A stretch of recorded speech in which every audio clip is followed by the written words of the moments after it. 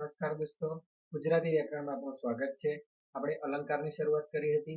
આપણે શબ્દ અલંકાર, અર્થાલંકારની વાત કરી રહ્યા હતા. તો આપણે અલંકારમાં આજે આગળ વધવાનું છે. આપણે અલંકાર પૂરા કરીને તેના પ્રશ્નો જે MCQ ટાઈપ હોય છે એ પણ આપણે જોવાના છે. તો શરૂઆત કરીએ આજે અલંકાર પૂરા કરીશું આજે. તો આપણે જે અનન્વય અલંકાર સુધી જોયા હતા, તો હવે આજે જોવાનું છે આપણે વ્યાજ સ્તુતિ અલંકાર, જેનું બીજું નામ છે કાકુ. તો આપણે અલંકારમાં જે વ્યાજ સ્તુતિ અલંકાર છે, તો જે પ્રશંસા દ્વારા નિંદા અને નિંદા દ્વારા પ્રશંસા કરવામાં આવે ત્યારે આ અલંકાર બને છે. હવે પ્રશંસા દ્વારા નિંદા થાય અને નિંદા દ્વારા શું થાય? પ્રશંસા થાય. ત્યારે વ્યાજ સ્તુતિ અથવા તો કાકુ પણ આનું બીજું નામ છે. તો વ્યાજ સ્તુતિ અલંકાર આ બને છે. તો આપણે ઉદાહરણ જોઈશું તો તમને વધુ સરળતા રહેશે. તો ઉદાહરણ લખી લેજો. શું તમારી બહાદુરી તમે ઉંદર જોઈને ભાગ્યા? હવે અહીંયા મિત્રો તમે જોઈ શકો છો કે અહીંયા વાત કરી છે બહાદુરીની, એટલે આમ પ્રશંસા કરી, પણ પાછળ જોઈએ કે ઉંદર જોઈને ભાગ્યા, તો એ કાંઈક નિંદા જેવું છે, બરોબર છે. તો શું તમારી બહાદુરી તમે ઉંદર જોઈને ભાગ્યા? આ એક પ્રશંસા દ્વારા એની નિંદા કરી છે. તો આ વ્યાજ સ્તુતિ અલંકારનું ઉદાહરણ છે. બીજું આપણે એક ઉદાહરણ જોઈએ જેથી તમને વધુ સરળતા રહેશે. બીજું ઉદાહરણ છે, રમણ માય કાંગલો નથી, પાપડ તોડ પહેલવાન છે. હવે રમણ છે માય કાંગલો નથી, અહીંયા એની પ્રશંસા કરી છે, પણ પાપડ તોડ પહેલવાન છે. હવે પાપડ તોડી નાખે એવો પહેલવાન છે, એનો મતલબ કે અહીંયા પાછી નિંદા કરી. તો પ્રશંસા કરીને પાછી તરત જ એની નિંદા કરી, તો ત્યારે વ્યાજ સ્તુતિ અલંકાર બને છે. હજુ એક ઉદાહરણ જોઈએ. સમીરને છેલ્લી પાટલીએ બેસવાનો શોખ છે. હવે ખરેખર સમીરને છેલ્લી પાટલીએ બેસવાનો અહીંયા શોખ નથી, પણ એને છેલ્લી પાટલીએ બેસવું પડે એવું છે. એટલે આ એક બિચારાની શું કહેવાય, પ્રશંસા કરીને નિંદા કરી છે. એક ઉદાહરણ જોઈએ. સૂર્યદેવ તમારા કિરણોએ શું ધોળું કર્યું? અહીંયા પણ પ્રશંસા, જે સૂર્યદેવ છે, પહેલા દેવ કીધા છે, અને તમારા કિરણોએ શું ધોળું કર્યું? તો હવે સૂર્યદેવના કિરણોએ શું ધોળું કર્યું એવો પ્રશ્ન છે, જેમાં એક પ્રશંસા દ્વારા નિંદા વખાણ થઈ રહ્યા છે. તો એક આ વ્યાજ સ્તુતિના ઉદાહરણો હતા. હજુ એક ઉદાહરણ જોઈએ. અંધકારનું મુખ તો કાળું થઈ ગયું છે. તો અંધકારનું મુખ તો કાળું થઈ ગયું છે. અહીંયા અંધકારનું મુખ કાળું, હવે અંધકાર તો કાળો જ હોય, અંધારું જ હોય, એમાં પણ કાળું થઈ ગયું છે. તો અહીંયા એક પ્રશંસા દેખાડીને પાછી નિંદા કરી દીધી કે કાળું થઈ ગયું છે, નિંદા સ્વરૂપ છે અહીંયા. તો આ જ્યારે પ્રશંસા અને નિંદા આવે વાક્યમાં, તમે સમજી શકો કે જે પ્રશંસાથી નિંદા અથવા તો નિંદાથી પ્રશંસા કરવામાં આવે ત્યારે વ્યાજ સ્તુતિ અલંકાર બને છે. હજી એક ઉદાહરણ જોઈ લઈએ. આ હોશિયાર વિદ્યાર્થી બીજા નંબરના સ્થાનનો કટ્ટર વેરી છે. આ હોશિયાર વિદ્યાર્થી, હવે આગળ કીધું છે હોશિયાર છે, પછી તરત શું કીધું છે? બીજા નંબરના સ્થાનનો કટ્ટર વેરી છે. એ ભાઈને પહેલો નંબર લાવો છે, પણ મેર પડતો નથી, બીજો જ નંબર આવે છે, પણ એ કટ્ટર વેરી બતાવે છે. એટલે આમ પ્રશંસા નિંદા અને નિંદા પ્રશંસા થઈ રહી છે. એટલે વ્યાજ સ્તુતિનું આ ઉદાહરણ છે. શું તમારી હોશિયારી તમે ગુજરાતીમાં નાપાસ થયા? બોલો, અહીંયા પહેલા હોશિયાર કીધા અને પછી તરત જ નાપાસની વાત કરી, અને એમાં પાછું ગુજરાતી. એટલે વિચારો તમે મિત્રો, ગુજરાતીમાં માર્ક્સ લાવવા બહુ સહેલા છે. એટલે તમે ગુજરાતી વ્યાકરણમાં માર્ક્સ જવા ના દેતા. તમારી કોમ્પિટિટિવ એક્ઝામની પરીક્ષામાં તમે ગુજરાતીના થકી જ મેરિટમાં તમારા નામ આગળ લાવી શકો છો. નવો અલંકાર જોઈએ આપણે, વ્યતિરેક અલંકાર. તો વ્યતિરેક અલંકાર એટલે શું? તેના જે ઉપમાન કરતા ઉપમેયને ચડિયાતું બતાવવામાં આવે. અહીંયા ઉપમાન કરતા કોને ચડિયાતું? ઉપમેય. જે આપણે ઉપમેયની વાત કરી રહ્યા છે. ઉપમેય કોણ? તો જેની સરખામણી કરવાની છે તે, અને જેની સાથે સરખામણી કરીએ તે ઉપમાન. પણ અહીંયા સરખામણી કરવાની છે એના કરતાંય ઉપમેય ને ચડિયાતું બતાવવામાં આવે ત્યારે કયો અલંકાર બને છે? વ્યતિરેક અલંકાર બને છે. વ્યતિરેક અલંકાર. ઉદાહરણ જોઈશું તો તમને વધારે સરળતા રહેશે. સુદામાના વૈભવ આગળ કુબેર તે કોણ માત્ર? તો અહીંયા સુદામાનો વૈભવ બતાવે છે, કોની આગળ? કુબેર તે કોણ માત્ર. હવે અહીંયા એક ચડિયાતું બતાવવામાં આવે છે, કોના કરતા? સુદામાના વૈભવ આગળ. કોણ? કુબેર. કુબેર કોણ છે અહીંયા? તો ઉપમાન છે, અને ઉપમેય કોણ છે? સુદામા. સુદામાના વૈભવ આગળ કુબેર તે કોણ માત્ર. કુબેર છે એ એની જોડે સરખામણી કરી છે, પણ એમનું ચડિયાતું કોણ બતાવ્યું છે? ઉપમેય. આપણા સુદામાને ચડિયાતું બતાવવામાં આવ્યા છે. તો અહીંયા જે સુદામાને ચડિયાતો બતાવ્યો ત્યારે આ અલંકાર બને છે વ્યતિરેક. આના કરતા આ, આનાથી આ એવા શબ્દો જ્યારે આવે ત્યારે સમજી જવું કે આ એક વ્યતિરેક અલંકારના ઉદાહરણો છે. બીજું એક ઉદાહરણ જોઈશું તો તમને વધુ સરળતા હજુ રહેશે. એમની ગાડો મને ગોળથી મીઠી લાગી. હવે ગોળથી એ મીઠી લાગી, ગાડો કોઈ દિવસ મીઠી હોય? તો અહીંયા જોઈ શકો છો કે એમની ગાળો મને ગોળથી એ મીઠી લાગી. અહીંયાથી એ જે આવ્યું છે અહીંયા આગળ હતું તો એમની ગાળો મને, આના કરતા આ ચડિયાતું બતાવ્યું એટલે કે ગોળ કરતા એ મીઠી લાગી. હવે મીઠું તો હોય નહીં, ગાળો કોઈ દિવસ મીઠી ના હોય, પણ અહીંયા ચડિયાતું બતાવવામાં આવ્યું છે એટલે વ્યતિરેક અલંકાર બને છે. આગળ જોઈએ, કમળ થકી રે પૂમડું રે બેનીનું અંગ છે. અહીંયા કમળ થકી પૂમડું બેનીનું અંગ છે. બેનીનું અંગ કેવું બતાવે છે? કમળ થકી પૂમડું. એના કરતા ચડિયાતું બનાવ્યું છે. બેનીના જે અંગ છે, બેનનું અંગ છે, એને ચડિયાતું બતાવવામાં આવ્યું છે. ત્યારે વ્યતિરેક અલંકાર બને છે. હજી એક ઉદાહરણ જોઈ લે. વર્ષે ઘડીક વ્યોમ વાદળી રેલો માડીનો મેઘ બારે માસ રે. આ ઉદાહરણ ઘણી બધી પરીક્ષામાં પૂછાયું છે, તો જોઈ લેજો કે વ્યતિરેકનું ઉદાહરણ છે કે વર્ષે ઘડીક વ્યોમ વાદળી રેલો. અહીંયા ઉપમેય કોણ છે? માડી છે. કેમ કે માડીનો મેઘ તો બારે માસ છે. માડીનો મેઘ બારે માસ એટલે ઉપમેયને ચડિયાતું બતાવવામાં આવ્યું છે. અને ઉપમાન કોણ છે? તો વ્યોમ વાદળી, જે વાદળી છે એ ઘડીક વરસે છે. તો એના કરતા તો માડીનો મેઘ સારો કે બારે માસ વરસે છે. કેમ? વાદળી કરતા માડીનો મેઘ છે જે બારે માસ વરસે છે, એટલે ચડિયાતું બતાવવામાં આવ્યું છે. હવે મિત્રો, જ્યારે આ અલંકારને ઓળખવું હોય તો જેમ આપણે ઉપમાવાચક શબ્દો જોયા હતા, તો આ અલંકારને ઓળખવા માટે આગળ, થી, કરતા કે એ જેવા શબ્દો વપરાય કે આના કરતા આ ચડિયાતું બતાવવામાં આવે ત્યારે વ્યતિરેક અલંકાર બને છે. આગળનો અલંકાર જોઈએ, શ્લેષ અલંકાર. આ અલંકાર બહુ સારો અને બહુ સહેલો છે, ઝડપથી આવડી જશે મિત્રો. તો ચલો એના વ્યાખ્યા જોઈ લઈએ કે વાક્ય કે પંક્તિમાં શબ્દને જોડવા કે તોડવાથી એક જ શબ્દના બે અર્થ થતા હોય ત્યારે શ્લેષ અલંકાર બને છે. આ અલંકારને ઓળખવો થોડો મુશ્કેલ છે, પણ તમે ઉદાહરણ જોશો તો તમને ઝડપથી આવડી જશે. તો શ્લેષ અલંકાર એટલે કેવું? જો વાક્ય કે પંક્તિમાં શબ્દને જોડવા કે તોડવાથી શબ્દના કેટલા અર્થ થાય? બે કે તેથી વધુ અર્થ થતા હોય ત્યારે શ્લેષ અલંકાર બને છે. અને શ્લેષ અલંકારથી ચમત્કૃતિ જોરદાર સર્જાય છે.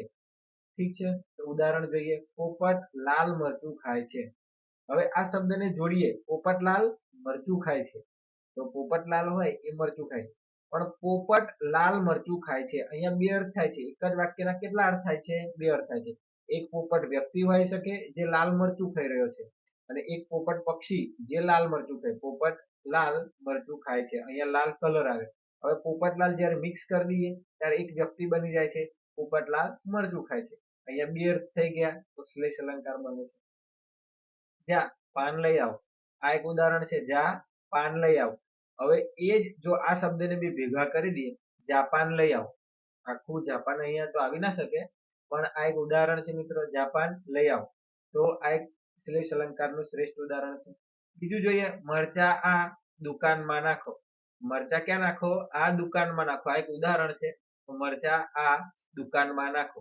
હવે જ્યારે આ શબ્દને જોડવાથી કે તોડવાથી એવું કીધું છે અલંકારમાં, તો મરચા આદુ, આદુ અહીંયા મિક્સ થાય છે, આદુ કાનમાં નાખો. આ મિત્રો ખાલી ઉદાહરણ છે, મરચા આદુ કાનમાં નાખો. અહીંયા બીજો અર્થ થઈ જાય છે, તો બે અર્થ થઈ ગયો. એવી જ રીતે સીતાજી વડા ખાય છે. સીતા શું ખાય છે? સીતાજી વડા ખાય છે. હવે પાછું અહીંયા જોડીએ, સીતા જીવડા ખાય છે, એવું પણ થાય. તો આ પાછું પણ એક શ્લેષ અલંકારનું ઉદાહરણ છે. હવે જ્યારે એક જ શબ્દના બે અર્થ થતા હોય ત્યારે પણ આ અલંકાર બને છે. અમુક વાક્ય કેવા હોય, અમુક પંક્તિઓ કેવી હોય કે જેમાં તોડવા જોડવાની જરૂર પડતી નથી. એમાં એક જ શબ્દના બે અર્થ થતા હોય. એવા પણ આપણા ગુજરાતી વ્યાકરણમાં શબ્દ ભંડોળમાં ઘણા શબ્દો છે. તો એવા ઉદાહરણ જોઈશું તો તમને સરળતા રહેશે. તો તેમાં પણ શ્લેષ અલંકાર બને છે. તો એ અલંકારમાં તમે પસંદ કરેલું પાત્ર પાણી વિનાનું ન હોવું જોઈએ. હવે પસંદ કરેલું પાત્ર પાણી વિનાનું ન હોવું જોઈએ, આ વાક્યના બે અર્થ થાય છે. કઈ રીતે? તો મિત્રો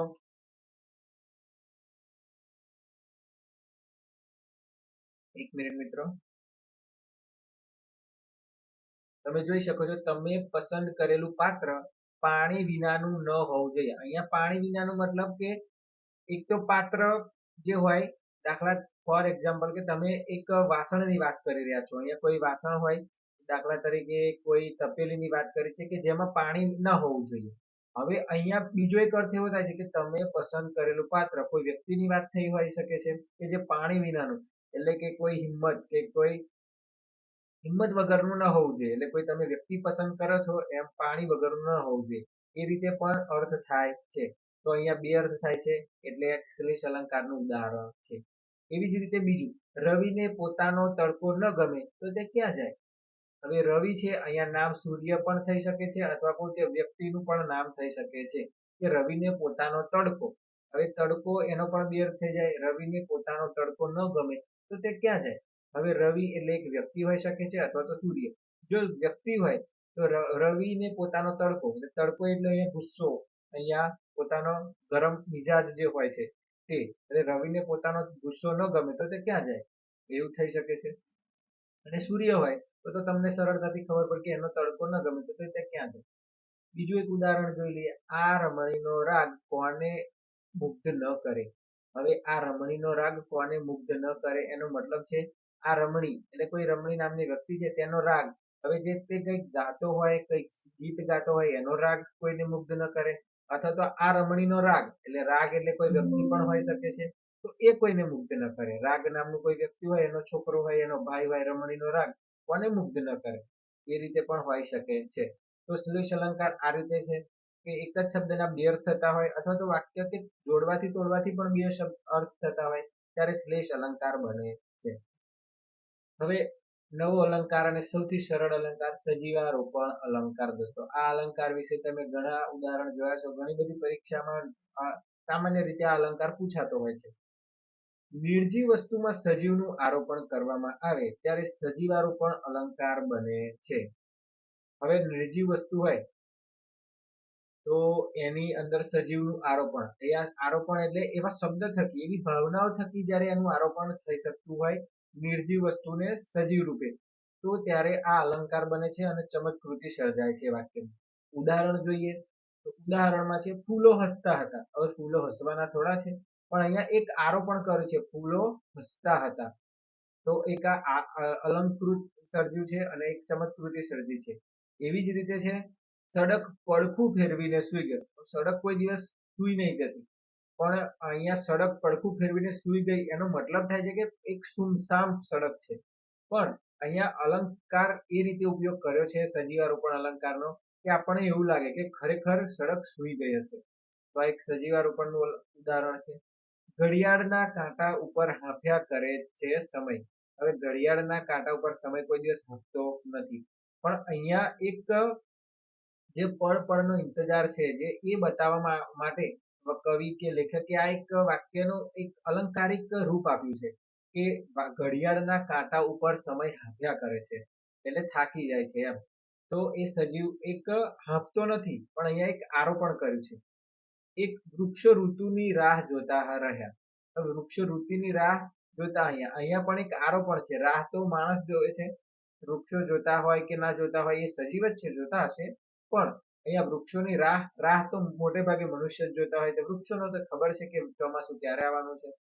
તો અહીંયા એક સજીવનું આરોપણ થઈ રહ્યું છે રીતસરનું, ત્યારે આ સજીવારોપણ અલંકાર બને છે. અહીંયા ખાસ નોંધ એ જ યાદ રાખજો મિત્રો આ અલંકારમાં કે જે મનુષ્ય કરી શકે તેવા કામ કે ક્રિયાઓ કરવામાં આવતી હોય. જો અહીંયા રાહ જોવી, હાંફી જવું, સૂઈ જવું, હસતા રહેવું, આ બધા એક મનુષ્ય કરી શકે એવા બધા કાર્યો છે, ક્રિયાઓ છે. તો એવી ક્રિયાઓને જ્યારે નિર્જીવ વસ્તુ દ્વારા કરાવવામાં આવે ત્યારે જ આ અલંકાર સજીવારોપણ અલંકાર બને છે. બાકી એના સિવાય કે જે મનુષ્ય કરી ના શકે એવી ક્રિયાઓ હોય તો સમજી લેવું કે એ રૂપક અલંકાર હોઈ શકે છે. એટલે ખાસ કરીને મનુષ્ય કરી શકે એવી ક્રિયાઓ હોય અને જે નિર્જીવ વસ્તુઓ દ્વારા કરાવવામાં આવે ત્યારે સજીવારોપણ અલંકાર બને છે. આ ખાસ એક નોંધ યાદ રાખજો. આપણો અલંકાર છેલ્લો જોઈ લઈએ, રૂપક અલંકાર. મિત્રો રૂપક અલંકાર એટલે તો ઉપમેય અને ઉપમાન કે જેની સરખામણી કરવાની છે તે અને જેની સાથે સરખામણી કરવાની છે તે, એ બેવને એકરૂપ દર્શાવવામાં આવે ત્યારે રૂપક અલંકાર બને છે. હવે એકરૂપ એટલે, તો એકરૂપ એટલે કે એક જ રૂપમાં બતાવવામાં આવે ત્યારે આ અલંકાર બને છે. હવે આનું ઉદાહરણ જોઈશું તો સરળતા રહેશે.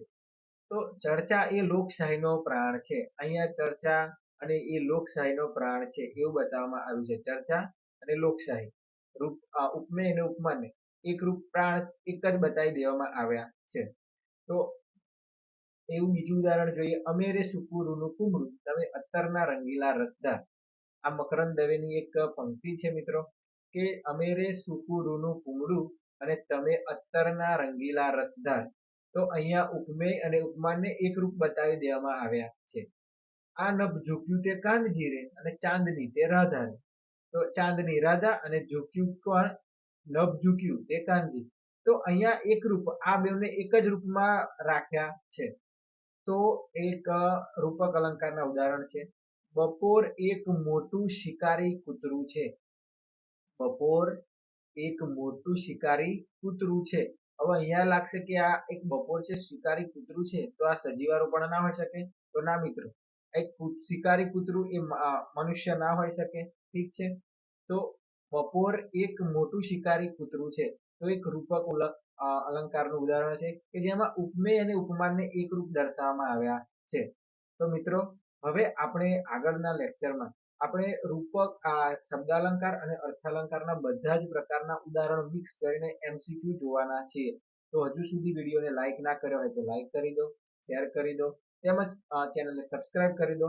આગળના વિડીયો જોવા માટે અહીં ક્લિક કરો અને બધા જ વિડીયો ગુજરાતી વ્યાકરણના અપડેટ જોવા માટે અહીંયા ક્લિક કરો. Thank you.